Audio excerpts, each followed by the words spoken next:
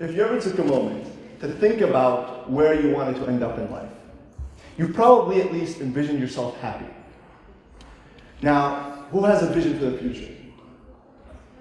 Who wants to achieve it? All right, good. I'd be troubled if you didn't raise your hand.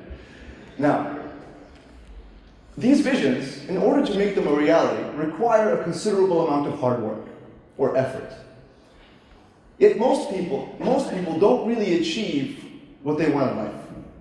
Some manage to create a life that is partly in line with what they thought of, and only a very small minority actually achieve a lifestyle that is completely in line with their visions. Why is that? If you ask any normal person, they'd probably tell you, oh, most people lack discipline. They don't work hard. They're not consistent, etc., etc., etc. While all of these traits are crucial for success, they may not be the reason why people don't lead meaningful lives. I think the main reason, not main, however, a good reason people might not live out fulfilling lives is that they simply forget. They forget about their goals and dreams. They forget what it meant to them. They forget what they felt like when they first had them. Now, how would that be an issue? We'll get to that in a bit. However, forgetting in itself is not a bad trait that we have to get rid of. In fact, it's completely normal to forget and necessary for survival. Imagine if women had to remember in detail the pain of childbirth for the rest of their lives. They never want to have a kid again. Imagine if people could never forget, or at least partly forget, the pain of trauma or loss. They won't be able to move on with their life. When it comes to our goals and dreams, this forgetting mechanism is a hindrance. Because your goals and dreams are the origin point from which the ideas, steps, and plans needed to make them a reality come into existence. If you don't have your goals at the center of your focus long enough, you won't be able to come up with those ideas. Now, I myself have been on this roller coaster many times. Maybe you could relate. I have a really cool idea about what I want my life to look like. I get so charged and excited, and all these thoughts would come to me, and maybe for the rest of the day, I actually work towards making it happen. But then as I go about my weekly routine, and other matters come at hand, that big vision I had kind of fades away. And with it, all that discipline and energy and hard work that came with it. From time to time, I would remember that dream again, only to forget it. I never actually built any momentum towards achieving my goals.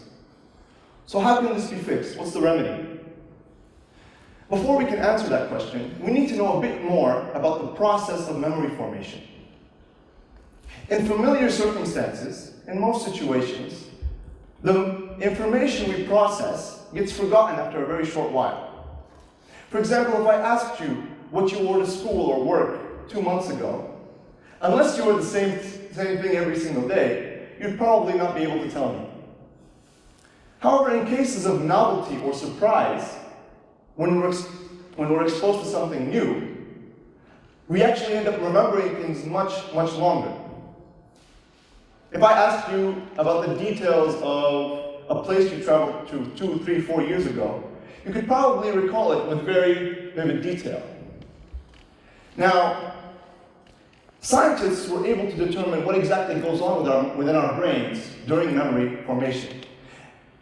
And using an experiment that involved some mice and a technique called optogenetics that involved the power of light and the power of genetics, they found out that different chemical processes take place within the mind depending on what we're exposed to. One process is responsible for dealing with matters that are deemed forgettable, and another process is activated when the brain deems something important to remember. Now, scientists were actually able to manipulate this mechanism in the mice's brain, and made the mice remember some things that they would normally forget for much, much longer. It involved, they implanted a virus in the brain of the mice and they exposed it to blue light. However, I'll spare you the details. Now, when it comes to us though, I wouldn't actually recommend putting in viruses and light tubes in your head if you wanted to remember something. But there are things you can do to sort of mimic that process. Now, all the actions I'm about to explain fall under the umbrella of a habit I like to call creative repetition. Now, what is creative repetition? The idea is to repeat your goals and dreams every single day by expressing them through a creative medium. Now, who likes to draw, paint, or sing, whatever? I bet one of you, any one of you has that sort of hobby, or at least has dabbled in it. Now, instead of just repeating your visions and goals every single day monotonously, by employing a creative medium, you bring a different aspect to it.